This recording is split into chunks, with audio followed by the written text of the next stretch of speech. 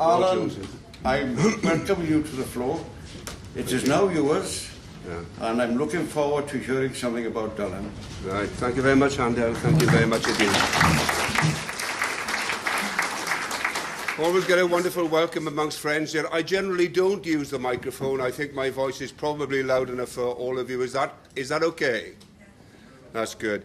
Well, a lovely lunch, a great welcome. As you would expect from the U3A, Doug and Dorothy have been in touch with me quite regularly to make certain that I was arriving. I did have a cold. I'm still sniffling around a little bit, but I'm here, so that's the most important thing. Well, now then, what is there about Dylan Thomas that captivated my interest, first of all? Well, it goes back a long, long time, actually. I was a little boy. And I remember my father saying to me, "I'm taking you down to Cardiff." Now, Cardiff was quite a trip for someone living in Bridgend in those days. I don't think I'd ever been there before. I must have been about 6 or 7. And I think my father had come into some back money, because I do remember me having some of those large £5 notes, you know. And we went down to the bus station in Bridgend. Some of you will remember those notes, I'm sure. Went down to the bus station in Bridgend to catch what was the N&C, the luxury coaches. How many people remember the luxury coaches? Well, this sort of audience, nearly everyone, you know. The luxury coaches in Bridgend, which were always a cut above the Western Welsh, which travelled. And you could tell the difference by the people in the queue. The people in the queue for the Western Welsh, the ladies had headscarves and the men had dye caps on. Whereas for the N&C, for the luxury coaches, they had floral hats, which they were wearing, and bowlers and things of that kind, or trilbies. And when we got on the bus, my father said to me, "There's a very important man on the bus today." And important people, or famous people, for me at that time, would have been only footballers and things of that kind. But anyhow, I said, "Where is he, Dad?" He said, "He's in the second seat of the bus." So I crept down, part way through the journey. I crept down and peered across the seat like that. And Dylan was sitting there, probably travelling from Swansea to Cardiff for a radio broadcast. And he was sitting there, and he opened one of his gooseberry eyes and stared at me like that, and I scuttled back up the bus. Well, now then, that was my first encounter with him. And many years later, when I was in a grammar school, I remember a history master coming in and saying how sad he was that Dylan had died, and made an announcement in the grammar school in Bridgend. Now then, what are the words that you think of immediately we talk about Dylan Thomas? Give me some words that come into your mind, direct association with Dylan. Richard Burton? Bible Black. Bible Black, good stuff. Under Milk Wood, yes. Tarege Baba, yes, or backwards, yes. Lan is always associated with Dylan very, very closely. The word I usually get number 1 hasn't come out this time. Llaregeb is where we've had it. Eli Jenkins could be.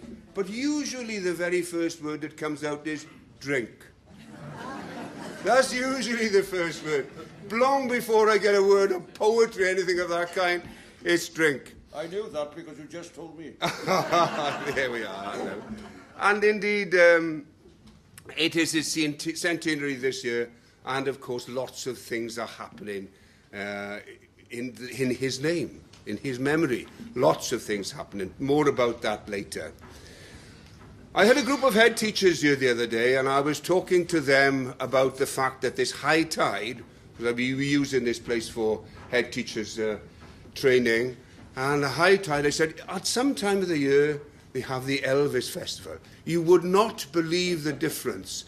What this place looks like when they have the Elvis Festival as opposed what it is today.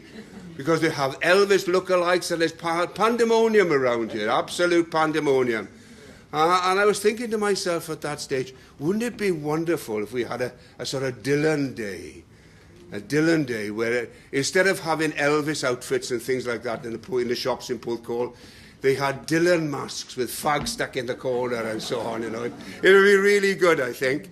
And I certainly, perhaps we could even enlarge it to have some characters from under Milkwood as part of it. We'd have Captain Cat groping his way through the town, and Eli Jenkins praying forgiveness to all of the sinners that we have here, and Polly Garter with an armful of babies walking around the town, and Ogmore Pritchard in clean sheets, of course, you know, and Lily Smalls with her baggage we would have, and Evans the Death. Well, we've got an almost, we've gone close to Evans the Death as it stands, and we're in Duncan the Death, we all know.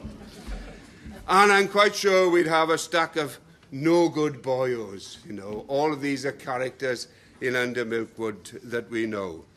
Well, when Dylan died in 1953, there were very, very many obituaries written in his name.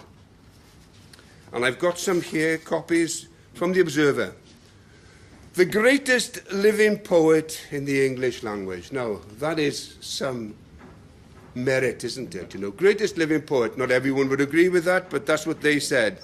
The Express said, he's a genius, a most prominent poet in the literary landscape.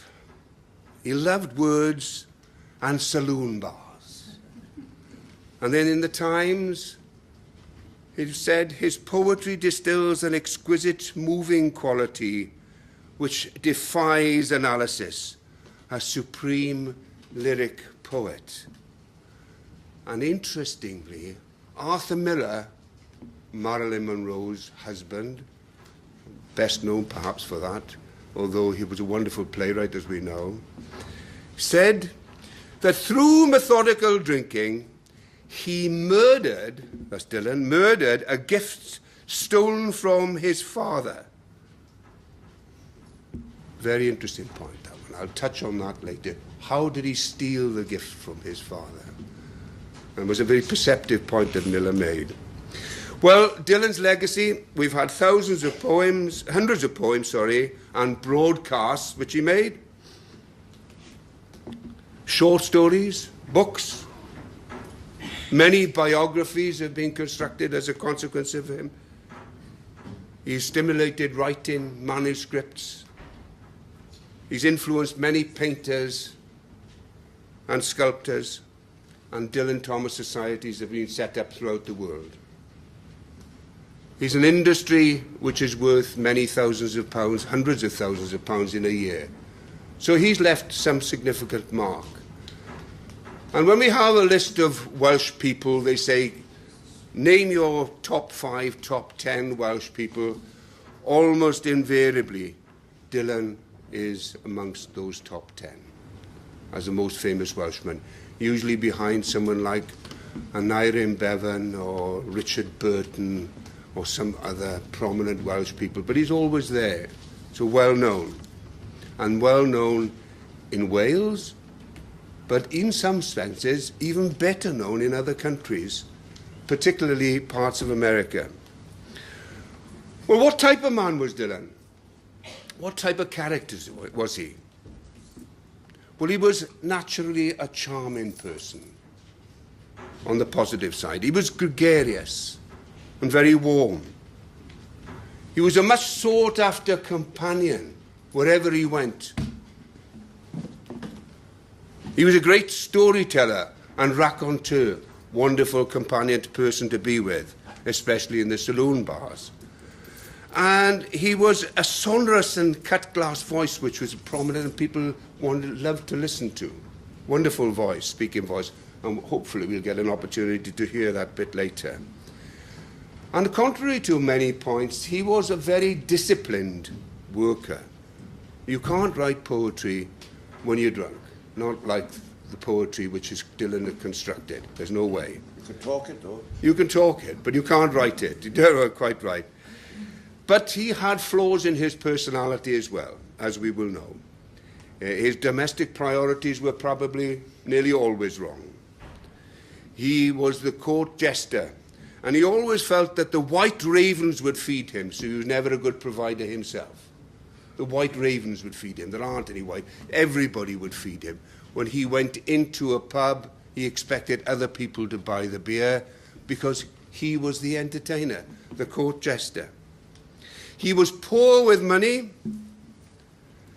He said, it comes and it goes. It came and it went. So he was a poor provider for the family, and hence a lot of the marital problems ensued as a consequence of that. He made, as some people say, begging a cottage industry. He had some bizarre behaviour patterns. He told stories and lies tripped off his tongue very readily and easily. And sometimes he had difficulty himself in picking out the truth from fiction, as we'll hear more of later. He had unreliable as far as his friends were concerned. He didn't turn up at his best friend's wedding, Vernon Watkins. And if we had time, later I'll read to you the letter of explanation that he sent many weeks later. So he used words and movements for effect, but he was a very prominent Welshman. But he didn't always say about Wales what he wished to. And I've got it here somewhere, Handel, what he would like to hear.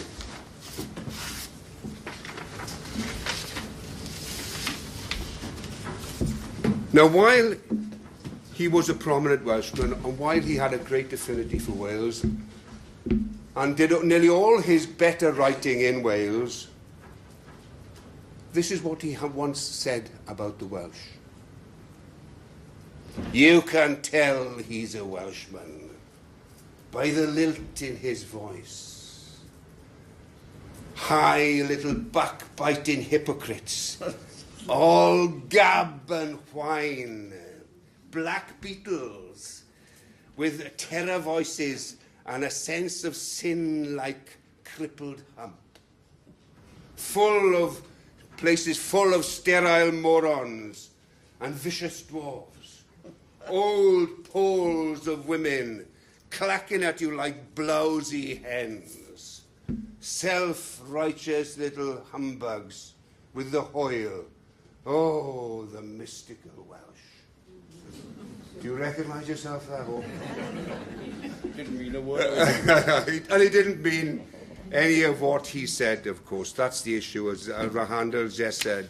He didn't mean any of that. Much for effect. You will know, of course, that he wrote quite a number of short stories. And one of them is the outing, and it's most appropriate that we do it here, but it's the outing for Porthcawl. Before I do that, I'd better have a little glass of water.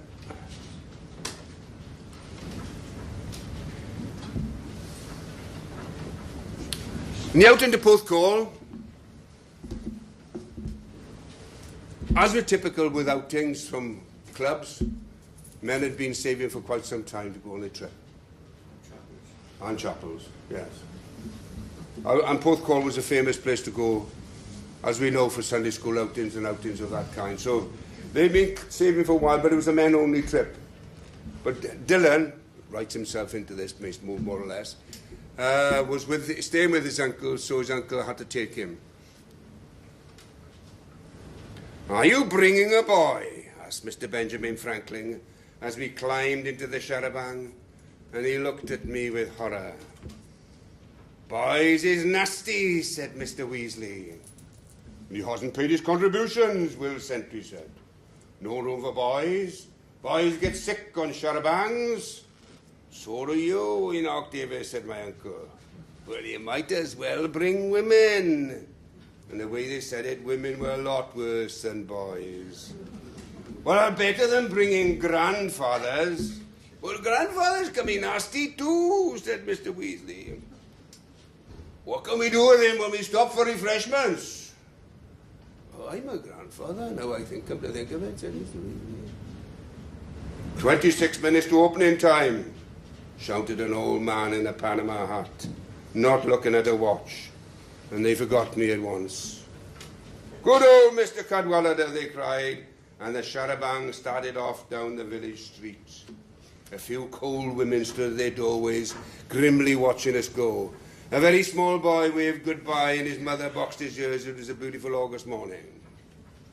We were out of the village and over the bridge and up this hill towards Steeple Chatwood when Mr. Franklin, with his list of names in his hand, called out loud, "Where's old O Jones? Where's old O? We've left old O behind. We can't go without old O Jones." And though Mr. Weasley hissed all the way, we turned and drove back to the village where outside the Prince of Wales, old Joe was waiting patiently and alone with a canvas bag. "Well, he didn't want to come at all," said old O, and they hoisted him into the charabanc and clapped him on the back and pushed him on a seat and stuck a bottle in his hand, where I always go. And over the bridge and up the hill and under the deep green wood and along the dusty road we wove, slow cows and ducks flying, until... "Stop the bus!"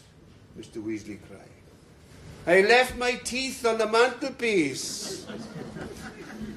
"Never mind you," they said. "You're not going to bite nobody, are you?" And they gave him a bottle with a straw. "But I might want to smile," he said. "Not you," they said. "What's the time, Mr. Cadwallader?" 12 minutes to go, shouted back the old man in the Panama, and they all began to curse him. The charabanc pulled up outside the Mountain Sheep, a small and happy public house with a thatched roof, like a wig with ringworm. And from a flagpole by the gents fluttered the flag of Siam. I knew it was the flag of Siam because of cigarette cards. The landlord stood at the door to welcome us, simpering like a wolf. He was a long, lean, black-fanged man with a greased love curl and pouncing eyes. "What a beautiful August day," he said, and touched his love curl with a claw. That was the way he must have welcomed the Mountain Sheep before he ate it, we saw. I showed you earlier on a picture of Fernhill Farm. That was one of Pops Dillon's most noted poems, Fernhill. It was a place he visited a lot when he was young, and where a lot of his visionary imagination developed, certainly. This poem really is a reflection on youth and then ultimately the change that must take place. It's nostalgic for lost beginnings, the elements of creation and fire, visionary flux. I'm reading some of the points that people have made in relation to the poem. It's full of master craftsmanship, poetic structure and language. And I'll just do a couple of verses of this for you. Now as I was young and easy under the apple boughs about the lilting house, and happy as the grass was green, the night above the dingle starry, time let me hail and climb, golden in the heydays of his eyes. And honoured among wagons I was prince of the apple town, and once below a time I lordly had the trees, a trail with daisies and barley down the rivers of the windfall light.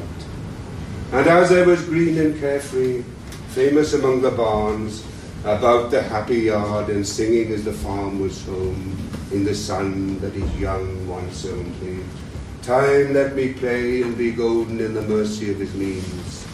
And green and golden I was huntsman and herdsman, the calves sang to my horn, the foxes on the hill barked clear and gold, and the Sabbath ran slowly in the pebbles of the holy streams. And the last two verses. And honoured among foxes and pheasants by the gay house, under the new-made clouds, and happy as the heart was long, in the sun born over and over, I ran my heedless ways. My wishes raced through the house high hay, and nothing I cared at my sky-blue trade, that time allows, in all its tuneful turnings, so few and such morning songs, before the children green and golden follow him out of grace. Nothing I cared in those lamb-white days, that time would take me up to the swallow-thronged bluff, by the shadow of my hands, in the moon that is always rising. Nor that riding to sleep I should hear him fly with the high fields, and wake to the farm, forever fled from the childless land. Oh, as I was young and easy in the mercy of his wings, time held me green and dying, though I sang in my chains like the sea. Wonderful lyric verse. And then the poem that he did for his father, I made reference to the fact that he was indebted to his father, as many of us are, in different ways. But through his father's careful tutelage, it came to love the sound of words, read very intricate material to him at an early stage.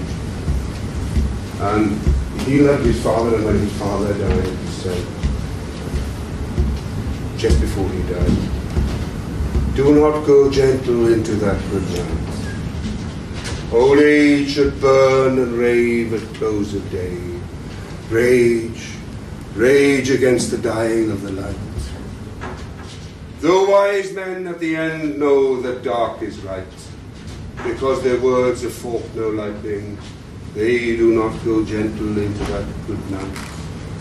Good men, the last wave by, crying how bright their frail deeds have danced in a green bay. Rage, rage against the dying of the light. Wild men who caught the sun in flight and learned too late they grieved it on its way. Do not go gentle into that good night. Grave men near death, who see with blinding sight. Blind eyes can rage like meteors and be brave. Do not go gentle into that good night. And you, my father, there at that sad height, curse, but bless me now with your fierce tears, I pray. Do not go gentle into that good night. Rage, rage against the dying of night. And we'll finish today with a couple of items from Under Milkwood. And I'm very pleased to have a couple of my friends here from the play reading group. And incidentally, we are, and Liz will perhaps mention more to us now shortly, in the play reading group going to do a few items from Dylan Thomas later in the year. But I'll call a couple of my friends out to give me some assistance in a few excerpts from Under Milkwood. Oh, there's a face. Where'd you get that hair from? Got it from the old tomcat. Give it back then, love. Oh, there's a perm. Where'd you get that nose from, Lily? Got it from my father, silly. Got it on upside down. Oh, there's a conch. Look at you, a complexion. No, you look at it. Needs a bit of makeup. Needs a veil. Oh, there's glamour. Where'd you get that smile from, Lily? Never you mind. Nobody loves you. That's what you think. Who loves you then, Lily? Shan't tell. Oh, go on, Lil. Cross your heart then. Cross my heart. Lily? Yes, ma'am. Where's my tiger?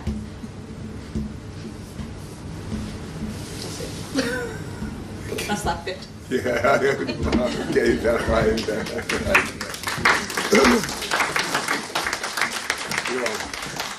And then we have Mr. Pugh. The schoolhouse opposite takes up the morning tea to Mrs. Pugh. And Mr. Pugh has designs on Mrs. Pugh for quite some time in a different way. Here's your arsenic, dear, and your weed killer biscuits. I've throttled your parakeet. I've spat in your vases. I put cheese in the mouse hole. Here's your nice tea, dear. Too much sugar. You haven't tasted it yet, dear. Too much milk fat. Has Mr. Jenkins had his poetry? Yes, dear. Then it's time to get up. Give me my glasses. No, not my reading glasses. I want to look out.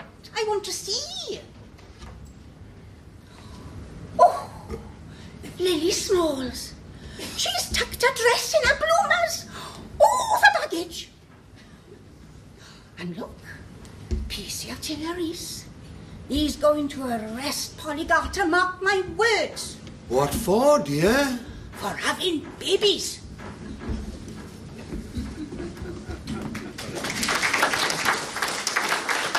Find the other bit. I've put in bits of paper everywhere here. Here we go.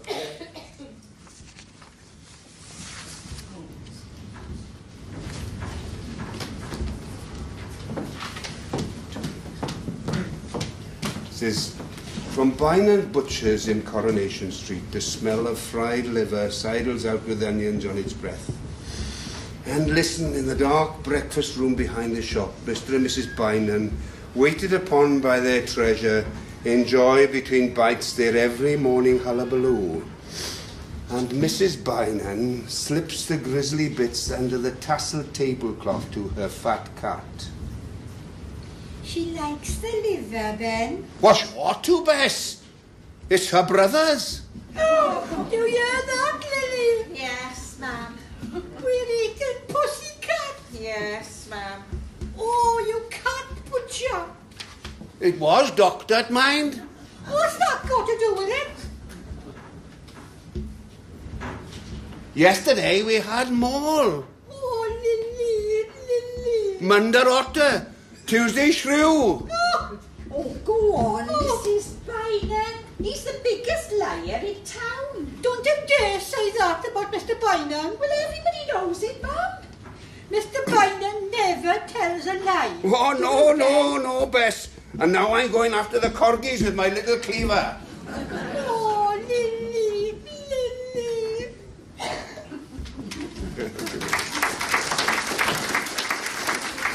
And one of the Eli Jenkins in there, of course. Very famous character, Eli Jenkins, I mentioned to you earlier on. Every morning when I wake, oh Lord, this little prayer I make. Oh, please to keep thy loving eye on all poor creatures born to die. And every evening at sundown, I ask a blessing on this town. For whether we last the night or no, I'm sure it's only touch or go. We are not wholly bad or good, who live our lives under Milkwood. But thou, I know, would be the first to see our best side, and not our worst. Oh, let us see another day. Teach us all this holy night, I pray. And to the sun we all will bow and say goodbye, but just for now.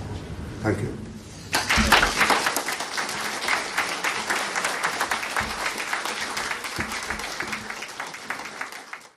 Well, thank you very much, Allan.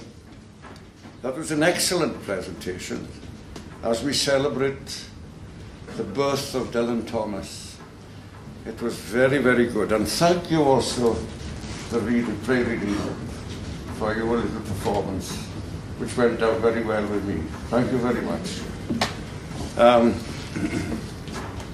Now then, I'm looking for comments. All questions. Dorothy. Well, can I just ask a question? Allan was talking about the exhibition in Cardiff. Yes. Is that the one in the museum? Yes, Peter Blake is Sir Peter Blake. He, incidentally, Peter Blake did the sleeve for the Beatles records and things like that. You know, he's quite a famous painter, modern painter. And the exhibition is in Cardiff. And Dorothy, you're probably running a trip there, are you? We're going next Wednesday, the 19th. Yeah. Tiny Museum in the morning, museum in the afternoon. Great. And one of the things we're seeing is... It's really very well worthwhile seeing. I've seen it already. It's really good there, yeah. All the it's the caricatures of all the personalities in under Milkwood. It's really good. Well, He's been working at it for about 30 years. A long time. We're looking forward to seeing it. So, Is he still alive? yes, he's still alive, yeah. Yes. Well, at least I think he is. Well, I'm pretty sure he is, in fact. Yes, I'm pretty sure, yeah. Yeah. Well, I have a little story to say. mentioned this to Allan yesterday, and he told me you better tell that story tomorrow. Oh, yes, yes, no doubt. Yeah. Now, my brother, my late brother Idris, was a big fan of Dylan Thomas, but more than that, he was a drinking friend of his in London. And he used to tell us the story about Dylan. And to confirm what Allan said, Dylan used to drink a pint with a whiskey chaser. And of course, he always had a woodbine or something in his mouth. And, but it very rarely cost him anything. It cost my brother to drink with him because Dylan wouldn't pay. Never. But what my brother used to tell us was that it was amazing. As he drank, as he continued to drink, the words flowed from him. Brilliant prose and even poems. He would even knock off a poem about the people in the bar. He was amazing. And now Allan doesn't agree with this, but my brother used to think that he must have been drinking quite a lot when he was composing some of these beautiful plays. But I agree with you now. I agree with you now. He couldn't have been. He couldn't have been drunk when he was writing Under Milkwood, for instance. He was clear, his English was outstanding, and his storytelling was amazing. So, are there any other comments, any other questions? Oh, gosh, he's spellbound. Well, you've obviously enjoyed it, I'm sure. Now, Doug. Before you close, we've enjoyed the extract from Under Milkwood, and we laugh at Under Milkwood. Yeah. But I wonder whether Allan would agree that there's a sadness underlying Under Milkwood, as well as a comedy. Well, it is. It's a commentary in some respects, Doug, and a caricature of many of the seaside villages which exist in Wales together. And there is a sadness about it all, of course. I don't think Dylan wrote it with that in mind. I think it was the humorous side and the emphasis on the idiosyncratic characters which exist in places. And he's written into that a lot of the Welsh characteristics, which include some of the comments I made earlier on in his questions. But there is a sadness about it, especially if you take it literally. And especially if people see that as typical of what Wales is really like, because it isn't obviously. But I agree. He took many years to do it. I mean, he was working on Under Milkwood for about 10 years. And it's apparently based on Allan, but I think there's influence of Newquay particularly in it as well. But it's the provinciality of the whole thing, which is charming, I believe. And for Dylan's writing in a general sense, it is a commentary on a time period in Welsh history. There's no doubt about that. Another talk I've given on Wenglish, and you can see the similarities in the tonality of the words that are used there in both senses, yeah. Well, that was a wonderful presentation, and I thought I knew quite a lot about Dylan, but I realise now that I knew very little after listening to that and the story of Dylan from his birth. So it was very good, well informed. We learned a lot from it, and we enjoyed it, and we enjoyed the humour that was in it. Very, very pleasing. Now then, if there are no more questions or comments, I'm going to ask my good friend David Parry to move a vote of thought. Thanks.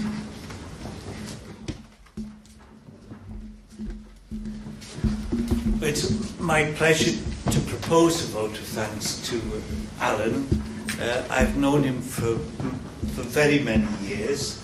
He was the deputy headmaster of the school that my children went to. His daughter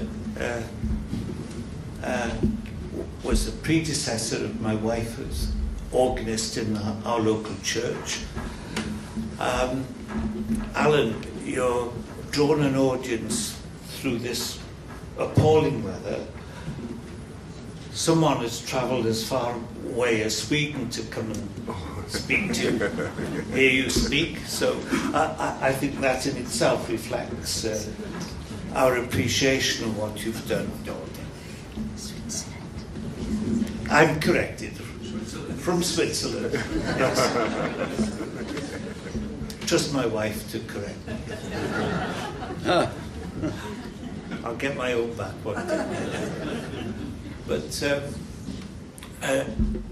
because I've known him for so long, I can assure you that that is not how, in that little extract from Dylan Thomas that we heard between husband and wife, that is not how they behave towards each other. I'm sure he doesn't treat Janice to arsenic in her tea.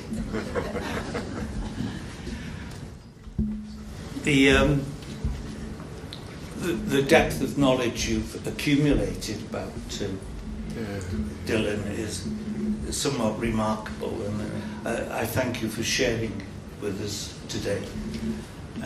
I couldn't help reflecting on some coincidences, because last night I was at a 100th anniversary of the dedication of a church, All Saints Church in Porthcawl. And of course, in the not too distant future, we have the 100th anniversary of the First World War. And there is a kind of theme going through our U3A at the moment. Our play reading group taking part in your thing. And an expression I've never heard before, which was in Dylan's talk, the jug and bottle. Now, strangely enough, that was referred to yesterday in the Food in Britain group. Yes. And I'd never heard the expression, and so thank you for reminding me of it in that extract. So I'd like you all to show your appreciation of what Allan has done for us today.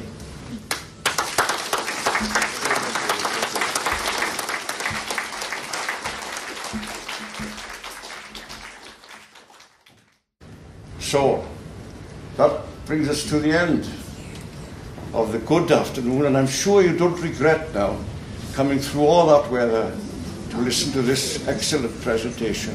Thank you again, Allan. And diolch yn fawr I chi. Thank you all. Have a safe journey home through this weather. And I look forward to seeing you all sometime again in the near future. Diolch yn fawr. Thank you.